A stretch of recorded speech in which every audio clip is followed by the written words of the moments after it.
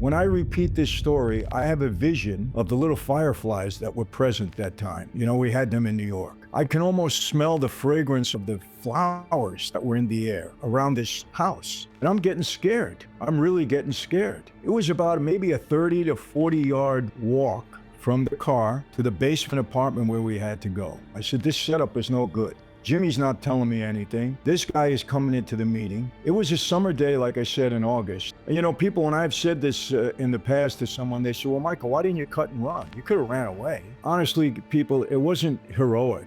It was really just robotic. I was such a product of that life that I almost said to myself, hey, if this is it, this is it.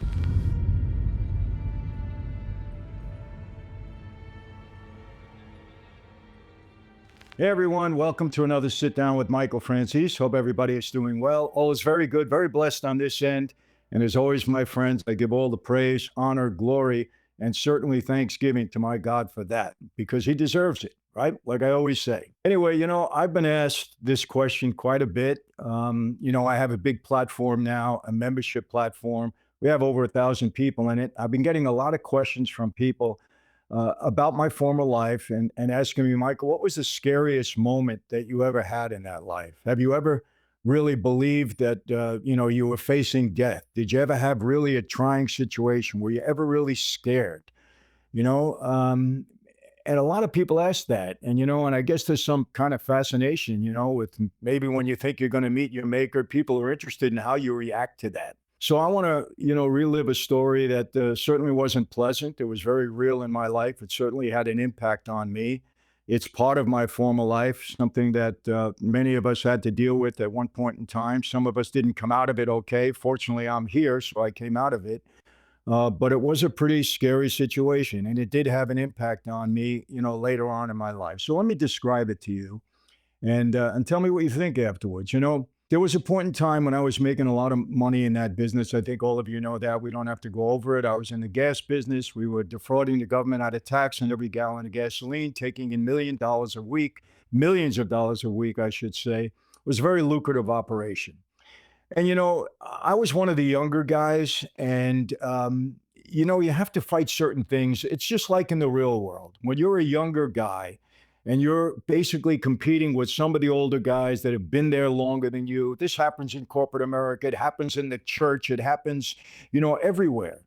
There's some resentment. The older guys feel, well, you know, I've been here longer. I should have this. Why should he have it? And we all have to deal with that at some point in time. So you understand that. It's a little bit more, you know, treacherous on the street because the consequences could be more severe if it's taken to a level that's, you know, very harmful. So a lot of people were looking at me and what I was doing. I had my own jet plane. I had a helicopter. I had houses all over the country. I was driving a nice car. I had 2 automobile dealerships.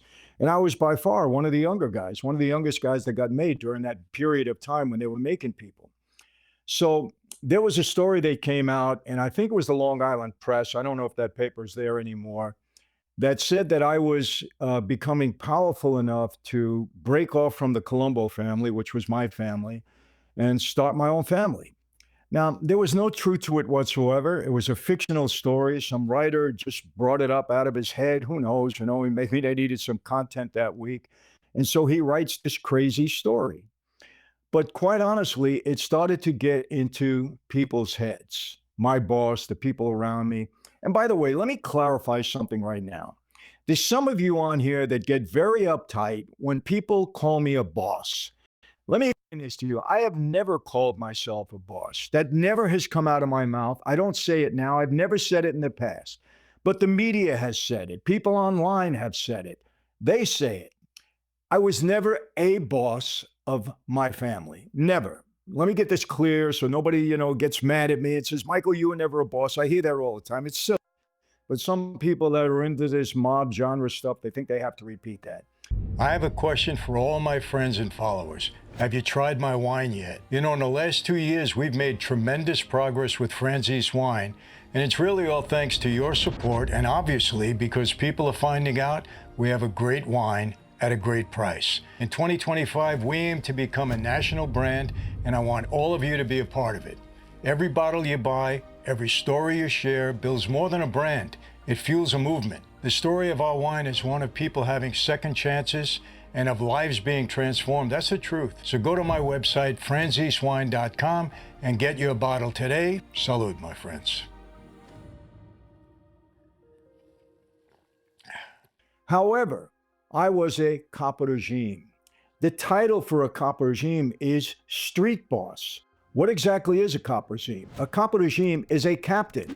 He's appointed by the boss of the family.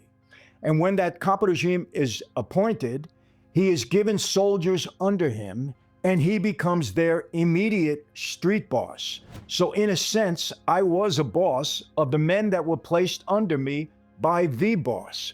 So when people say, oh, you were a boss, they're not really wrong. I wasn't the boss of the family, but I was a captain. I was a caporegime. I had soldiers under me that had to report directly to me.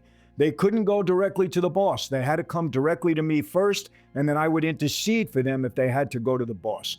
That's the way the protocol went at that point. So when people call me a boss, they're not, so out of the, question wrong about it. I was a street boss, a caporegime. But again, it's never come out of my mouth. I don't call myself the boss of the family. However, I was a capo. I was a street boss. That's just how it is. So all you people that get insulted when I'm called a boss, save it. It's a waste of energy and breath. That's the explanation. So I'm a capo at that time. And it started to get into people's heads. He's making all this money. He's got the Russian crew that was pretty strong. I had 3 Russians that were with me. We made a lot of money together. And they were out of Brighton Beach, and I had a great relationship with them. They were great partners, I'll be honest with you. And my father was out on parole. My father still had a lot of juice. He was a well-respected guy. So now people are looking at, hey, this whole Franzese faction, we gotta watch what's going on there. Because people are always concerned in that life about their position. It's a very being the boss of a family is a very volatile position, for some. Anytime there's a war within the family, it's a war over leadership. So it's a volatile situation at times. So here's what happens. One day, my dad, who's out on parole, calls me over to his house in Long Island. He says, I have to speak to you. So I go over there, and we're in the driveway of his home. And he says to me, look, the boss wants to see us tonight. I said, okay, Dad, what time do you want me to pick you up? I normally drove my father around because he kept getting violated. And when he was with me, I wouldn't let anybody that had a record around him. I would be protective at that point. So I said, okay, Dad, what time do you want me to pick you up? And he looked at me and he says, no, son, they wanted to do this a little differently. I said, what do you mean? He said, they want to pick me up. They want me to come in first, rather, and they want you to come in second. And I said, why? Why do they want to separate us like that? Now, we were both, capos at that point in time. I said, why do they want to separate us? He said, well, that's the way that we want it. I said, well, Dad, I don't want it that way. I said, you know the talk that's been on the street. I said, some people went and talked to my Russian friends. I said, there's been some talk. Why should we allow them to separate us? If we got to go in, let's go in together. We're a team. No, we got an order. This is my dad. We got an order. We got to follow orders. This is the way they want it. This is the way we have to do it. It was really the first time that I had a real argument with my dad. I said, no, Dad, I'm not doing it that way. We're going together. We went back and forth, probably a good half hour in the driveway of his home. And finally, he wasn't budging. And I looked at him. I kind of threw up my hands. I said, Dad, I've been listening to you my entire life. The respect I have for you. I said, I don't like it, but if this is what you want, this is what we'll do. So I left. Shortly after that, another captain in the family, Jimmy Angelino, good friend of mine, I knew him my whole life. He calls me. He says, meet me in such and such a place in Brooklyn. Because the boss was on parole. So we had to be very careful. It had to be a covert meeting so that we had to make sure we didn't have a tail. The FBI wasn't following us or whatever. So I drive from Long Island into Brooklyn and I meet with Jimmy. I park my car. I get in the car. Jimmy's driving. There's a guy sitting in the back seat. I recognized him. He wasn't a soldier. He wasn't a made guy, but I didn't know really who he was, right? May have seen him once or twice. So I said to Jimmy, what's up? And he said, oh, we're going, and we were driving around. We had to be careful, not to have a tail on us. So we're kind of driving around a little bit, wasting time, making sure nobody's following us. And I'm waiting for Jimmy to explain to me what this meeting was all about. I figured he knew. He was bringing me there. He doesn't talk to me about it. He starts talking to me about the Yankees. Now, you know, I'm a diehard Yankee fan. I didn't want to hear about the Yankees that night. I wanted to know what was going on. He doesn't tell me. So we finally get to the place. It was somebody's house, and we had to go into what I learned, a basement apartment. It was a summer day in August. So we park. We get out of the car. I get out of the car first. I hear Jimmy, I assume's door slam.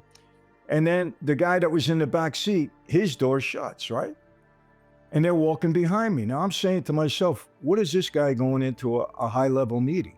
I'm called in by the boss. My father's going to be there. This guy, if anything, is a recruit. What is he doing? Now remember this, people. When you make your bones, so to speak, you know, as a recruit, you could be called upon to do something or even be there to witness it or be part of the action. So I'm saying, what is this guy doing here? Why are they bringing him into this meeting? I'm starting to get nervous. I'll be honest with you. It was about maybe a 30 to 40 yard walk from the car to the basement apartment where we had to go. People, I'm getting scared. I really am. I said, this setup is no good. Jimmy's not telling me anything. This guy is coming into the meeting. It was a summer day, like I said, in August. When I repeat this story, I have a vision of the little fireflies that were present that time. You know, we had them in New York. I can almost smell the fragrance of the flowers that were in the air around this house. And I'm getting scared. I'm really getting scared. And, you know, people, when I've said this in the past to someone, they say, well, Michael, why didn't you cut and run? You could have ran away. Well, you know, honestly, people, it wasn't heroic. I wasn't saying, hey, I'm a hero. I'm going to walk into this. If I'm facing my death, what the heck? It was really just robotic. I meant that I was such a product of that life that I almost said to myself, hey, if this is it, what am I going to do? This is the oath that I took. And I started to pray. I learned something that night. I wasn't a religious guy at that point. I believed in God. I grew up a Catholic, but I wasn't religious in any way. I didn't go to church on Sunday. I wasn't that kind of a guy. But I started praying. When you believe you're going to meet your maker, you start to pray. And so we get to the staircase. I had to walk around these cement stairs. That's how it was in Long Island when you're walking into a basement. And people, my knees are weak. I'm getting scared. I don't know if I even started to tremble a little bit. I didn't want to show the guys behind me that I was scared, but I was scared. I really was. We get to the bottom of the stairwell, and that door opens. I don't know how I didn't faint, because I knew the setup. You walk in there, somebody's sitting to your left, to your right, boom. I don't think anybody was going to torture me. I wasn't doing anything like that. If anything, they were going to accuse me of stealing money. I don't know what they were going to accuse me of, because that article said that I was making billions of dollars.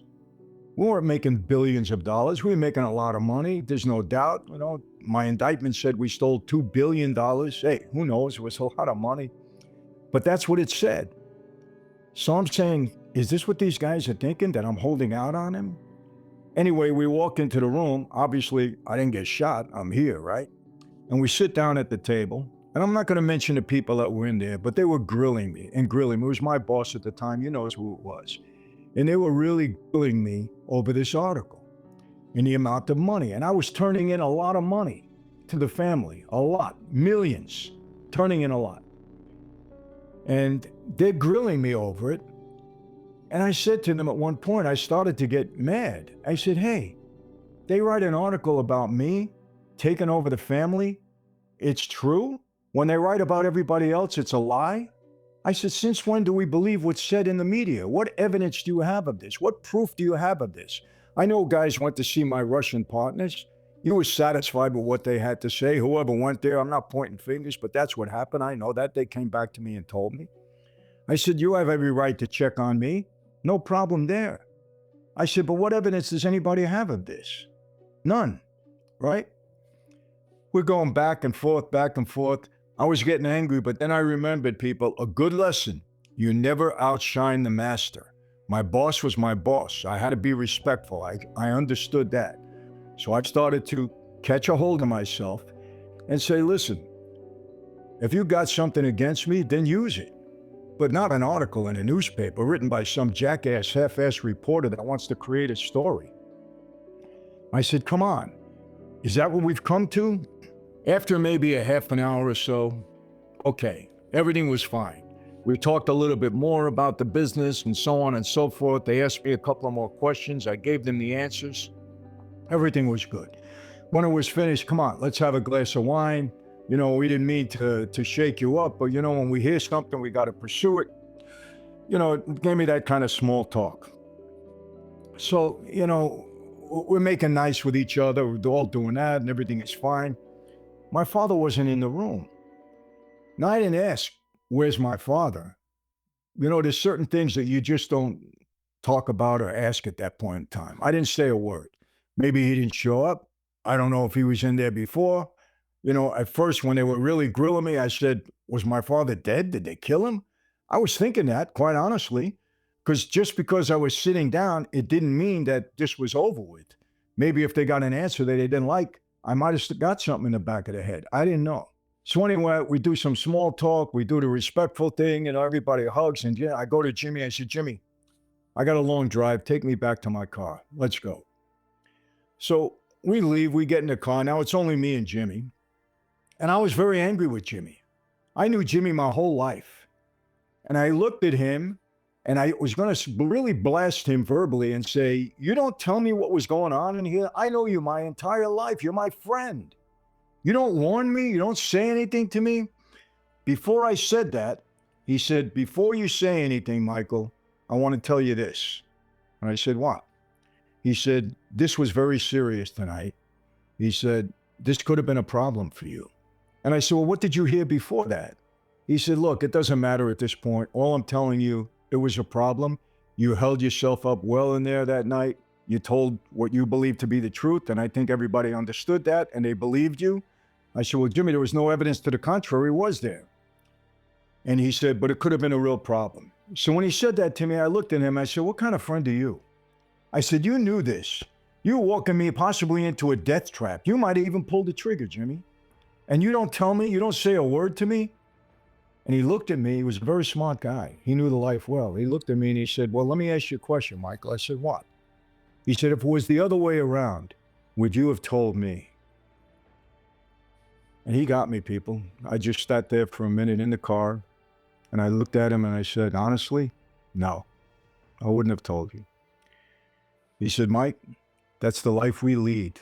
He said, you know it as well or better than anyone. You grew up with the best. You grew up in this life. You knew the life. He said, that's the life we lead. It's the life we chose. We understood. And when he said that, believe it or not, it made sense to me. He said, you're right. This is the life we chose. We agreed that if we were to violate our oath, if we were to rob or steal from the family, if we were to do something that was just so uncalled for, we could have paid for it with our lives. There's serious consequences. And I said to him, you're right. We signed up for it. That's what we signed up for in this life. And I didn't say much. I was thinking this to myself. We had maybe another 10 minutes, 15 minutes drive until we got to my car. And I go to say goodbye to him. I go to get out of the car, and he grabs my arm. And he says, Mike, I'm going to tell you something. He said, you're not going to like this, but I'm going to tell you, and you could take it to the bank. It's the truth. And I said, why? He said, your father was in there before you tonight. He didn't help you one bit. He threw you under the bus. And people, when I heard that, I was just stunned. I didn't know what to say. I didn't have an answer for him. I didn't have a response. I didn't say, well, tell me what he did. I said, okay. And I got out of the car and I started walking towards my car. Opened the door, I got in the car and I sat there for a minute. I'm saying to myself, what could my dad have done? And then, knowing my father so well, I said, I know what he did. When they put him on the spot and asked him about me, was your son stealing more money? Was he not turning in the money that he was supposed to turn in? I know what my father did. He said, hey, I don't know what my son does. I'm on parole. He handles this. This was his scam. It was his scheme. I only know what he tells me. That's exactly what he did. I found out later on. He didn't say, hey, my son is stealing. He didn't do that. He just didn't defend me. He could have set up and said, hey, wait a second. My father had a lot of juice and was well respected. He said, wait a second. My son is honest. He's not robbing. He's not doing anything. let's bring him in here. Let's sit together. I'm sure he'll explain himself. You got anything you want to hear? He'll talk to you about it. But my son shouldn't be accused. He didn't do any of that. He didn't do any of that. And I did find out later on exactly what he did, and I believe it. And I was stunned, people. I'm going to be honest with you. And I said to myself at that point in time, I said, if this life can separate father and son, what do we really have here? Now, I want to tell you this. I never said a word to my dad. Not one word. I didn't put him on the spot. I didn't say a word. Hey, people, I love my father. There's no question about it. I love my dad. I love my dad until this moment. We had our disagreements. This did dampen spirits between me and him a little bit. I got to be honest with you. Did it soften my love for him? No, because he was a good father. He was very good to me growing up. And I'll never forget that in him. But I understood the life. I understood the life at that point. Now, I want to tell you this. This happened 2 years before I met my wife, who I'm married to now. This year will be 40 years. And I will tell you this. I walked away from the life. Very simple why. And I'm going to give you the reason. Because the life is an evil life. It's a bad life. Now, I want to be clear. I'm not calling the guys evil. There were a lot of good guys in that life. I was one of them. Who am I to call anybody evil or bad? There was guys there that I think had something spiritually wrong with them. And I'm going to be honest, the Roy DeMeos of the world, maybe the Greg Scarpas, I'm not passing judgment on them, but there was something about those guys that was just eerie. It was eerie. Okay, but who am I to say what they did at the end of their life? I don't know. Okay, but I'm not calling the guys bad, but the life is evil. And the reason I said that, because I don't know any family of any member of that life that hasn't suffered because of the person involved in that life, including my own. Now, not my wife and kids. I've been able to spare them of that. But my mother, I've said this before, 33 years without her husband. When she passed away in 2012, her relationship with my father was ugly because she blamed him for everything that went wrong in her life, and rightfully so. What went wrong? My sister, 27 years old, dies of an overdose of drugs. My brother, 25 years a drug addict. I can't even begin to tell you, what he put us through as a family, what he put me through personally trying to keep him alive. My sister, 41 years old. She was never mentally stable, never. My father's incarceration and all the nonsense around the life had a very damaging effect on her. She dies, smoked like a chimney, never really took care of herself, just had a horrible life. She died young. So my family was wiped out. And every family of every member of that life that I know has suffered tremendously as a result. So any lifestyle that does that to a family is a bad lifestyle. It's evil in many ways. When people are hurt because of a lifestyle, a continuing pattern in a lifestyle, it's no good. And that's what I tell these young gangbangers. You're going to destroy your family as well as yourself as time goes on. It's bad. So when I met my wife, I said, I'm in love with this girl. She's 20 years old. Am I going to marry her and do the same thing to her that is eventually going to happen to her? No question. I'm a major target of law enforcement. I'm arrested 18 times, indicted 7 times, 2 federal racketeering cases, a state RICO case, went to trial 5 times. I had a bullet, a target on my back.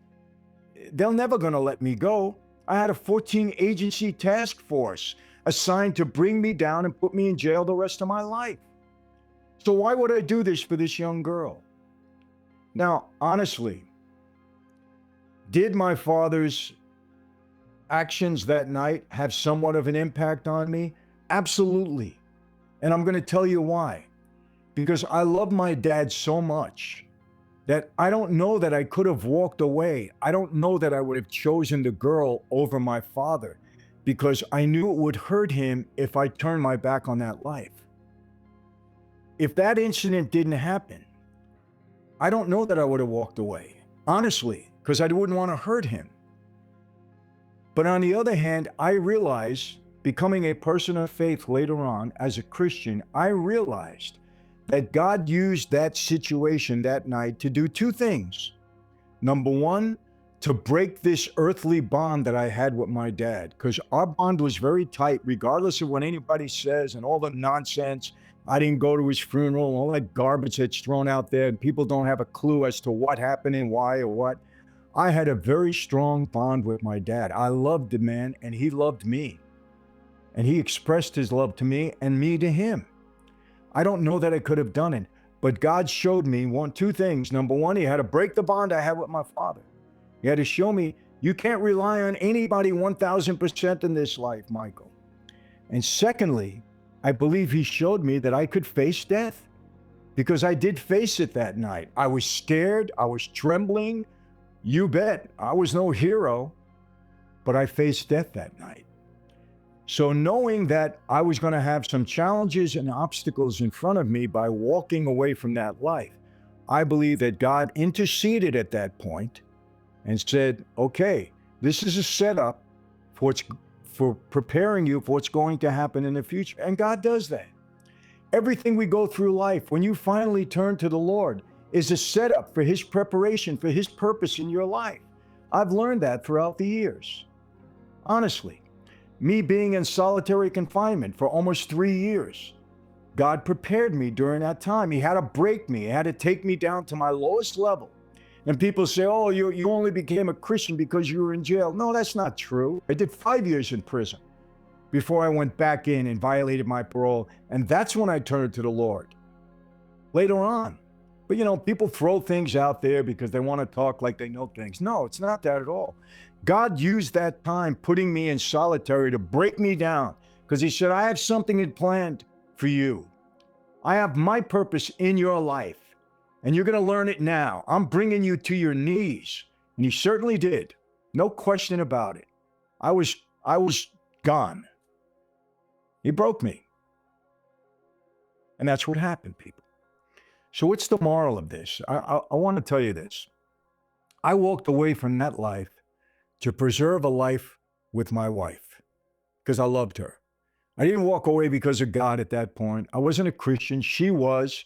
She was talking to me, as was her mother, about Christ. And I listened and I respected them because they were real.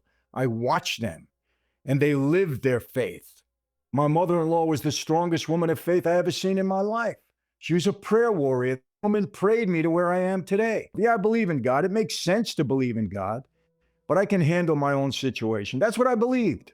So what's the moral in this story? The moral is this, people. Sometimes you got to make decisions in life that are rough. They really are. And I walked away from that life for that reason. I didn't make a deal with the government. I didn't sit down with them and get into the witness protection program and start talking about people. That's the BS that's out there. I did sit down later on. There's no question about it. I was subpoenaed to testify in a case, and I testified in that case. And I did testify in front of the Senate. And I've said this, and it's backed up by the government. Nothing I ever told the government ever led to anybody going to prison. That's a fact. It's supported by the government documents. You can hold up a 302. You can do all that nonsense that you want. That's the truth. And I'll stand by that. So you can call me a rat. You can call me all you want. It's okay. None of that stuff bothers me because I know the truth. I know what I did and why I did it. And I never wanted to hurt anybody. I wasn't even mad at my boss for that night because I understood. I understood the life. When I walked away from the life, it wasn't to get even with anybody. I wasn't mad at anybody. I didn't hate the life. I just knew it was bad. I liked the life when I was in it. Honestly, I loved the relationship I had with my guys. I loved the bond, the brotherhood that we had. Did I see treachery? Yes. Did I see deceit? Yes. Did I see people die that I thought shouldn't have been killed? Yes. That's the life. That's what we signed up for. We understood that. You know, there's backstabbing in that life, but people, there's corruption in every form of life in society. There's corruption in corporate America. There's corruption to a large degree in government. There's corruption in the Catholic Church. There's corruption in the Christian church. There's corruption in foundations. There's corruptions in nonprofits. That's just the way the world works. The devil is alive and well, and there is evil and corruption in everything. In the street, it could be more intense, but we signed up for it. Now, do people get, the wrong thing happen to them in that life? Yes. And people that walked away and people that might have cooperated, they had their reasons. Who am I to say anything, what their reasons were? I don't know. I'm not here to pass judgment on people. What they did back then, they did. And that's really what it's all about, people. But I don't want to get off on another tangent, but I wanted to explain that situation. That had a tremendous impact on me, that meeting that night. It really did. And in reality, it became a good thing. And I believe that God used that time to break me from my earthly father. When I say break me, not love him any less. I didn't love him any less, but I just understood. It made me see that the life was not good. The life was not trustworthy. And that if I continued, it was going to be trouble. It put me on my guard a little bit more. Because I said it was 2 years before I met my wife and made a decision to walk away. But it put me on my guard a little bit more. I understood things a little bit better after that night. And did I mistrust my father? To a degree, I did, yes. And I'll tell you this. After I walked away, and after everybody said I was going to become this major witness and the FBI did me dirty, and they put my name on the witness list of all these cases that were coming up, and I was telling my dad, I'm not testifying in these cases. But nobody believed me. And then one by one, these cases come up and I don't appear. I didn't appear at any of their trials. And then I get violated, get sent back to prison. People say, this guy's not testifying against anybody. Norby Walters don't count. He saved that guy's life 3 times. Not hurting anybody here. And then my father sends for me.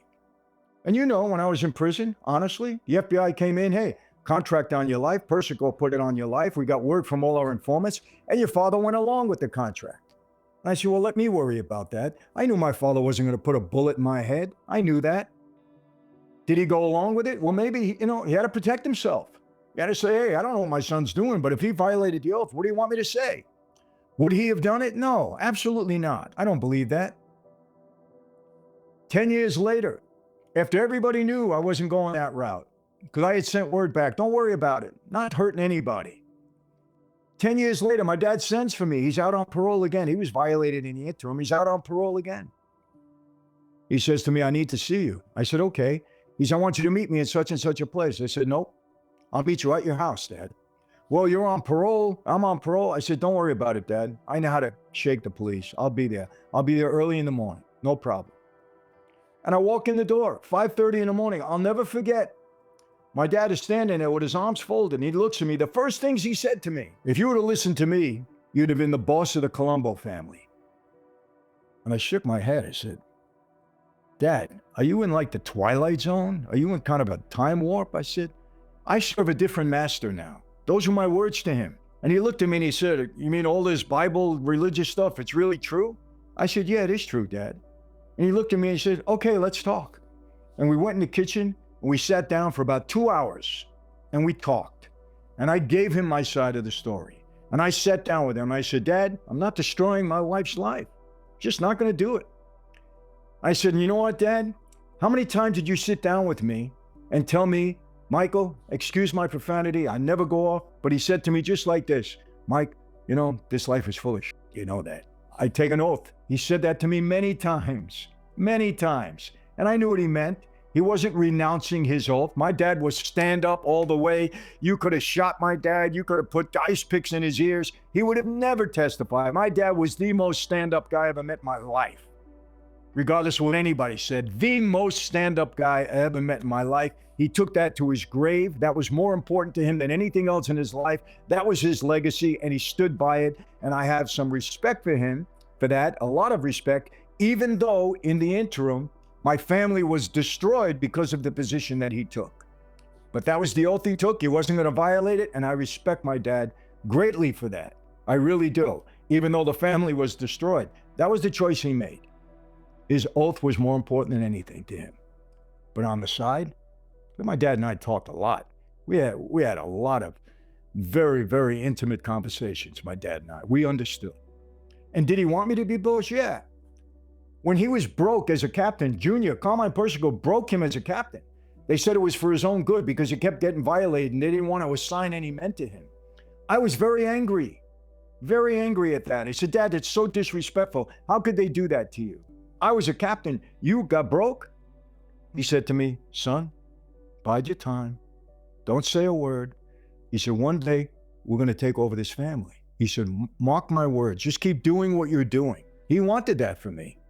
And of course, he would have been in control. I respect my dad. I loved him. He knew the life intimately well. But that's how it turned out. Now, I'm going to tell you this right now. I just created fodder for some people online. They're going to get and they're going to talk about it. And they're going to say, oh, Franzese is doing that. I understand. That's the YouTube thing. That's the way it goes. And hey, people, they earn a living off of this. I get it, off of what other people say. And I'm a prime subject to attack because, like it or not, I'm at the top of the food chain in this genre right now. So whatever. And I'm trying to, be honest with my people out there. And you take it for what it's worth. You have a right to your opinion, what you think, but I try to be honest with you. So bottom line, people, I want to tell you this. I am a person of faith. Am I perfect? Absolutely not. Do I still make mistakes? Absolutely. Does the mob thing in me come out at times? Yeah. I mean, I lived that life. I grew up in it. I understood it. And sometimes it comes out. Do I act on it now? No, I try not to. Because I am a Christian and I can't live in a pattern of sin and still be a Christian. You can't do that. But I'm going to tell you this, people. My faith is rock solid. I believe in Jesus Christ. He is my hero. He is the Son of God and he is my Savior. And I believe that and I'll take that to my grave. And someday I'm going to stand in front of the Lord and I'm going to have to account for all the things that I've done in my life. So those people that say that, oh yeah, Michael, you became, you're, born again until you're out again, and yeah, Michael, you make money by being a Christian. You can have all of those. Everybody has a right to what they have to say. But you know what? Someday I'm going to have to stand in front of the Lord. And I can say to him, Lord, I did all these things. And if I'm doing it for myself and it's self-serving, he's going to say 4 words that I'm frightened. I don't ever want to hear. He's going to say to me, I never knew you because what you did for yourself. You didn't do for me. So I'm only kidding myself. And so is anybody else that thinks they're going to put something past our Lord and Savior when we stand in front of him. And every single person is going to have to give their account to our Lord at some point in time. Remember that. So that's my story, people. So if you want to hear about fear, yeah, I was scared that night. And I'm telling you, it was a harrowing experience for me, but it was eye-opening. And at the end of the day, some of the most dramatic, drastic, horrible things that happen to us in our life can be what God is using to save us. I hope I answered some of the questions because, like I said, this was an answer to questions that I get all the time. Michael, how did you navigate that life? Weren't you afraid? Was your life ever in jeopardy? Is there a lot of treachery?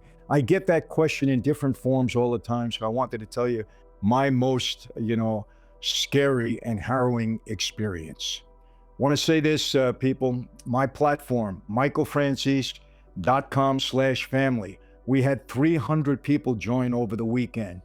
Family, community, where people, like-minded people can become socially involved with one another, where you can learn from me and my team. You get a lot of me. We do Zoom calls, we do Q&As, we're gonna have live events, we do webinars. I have resources in there on leadership, on how to become a boss, on personal issues. We do Bible studies for those people that want to learn about life's challenges from a biblical foundation. Whether you're a Christian or not, there's some great lessons in the Bible to help you through all the challenges you go through in life.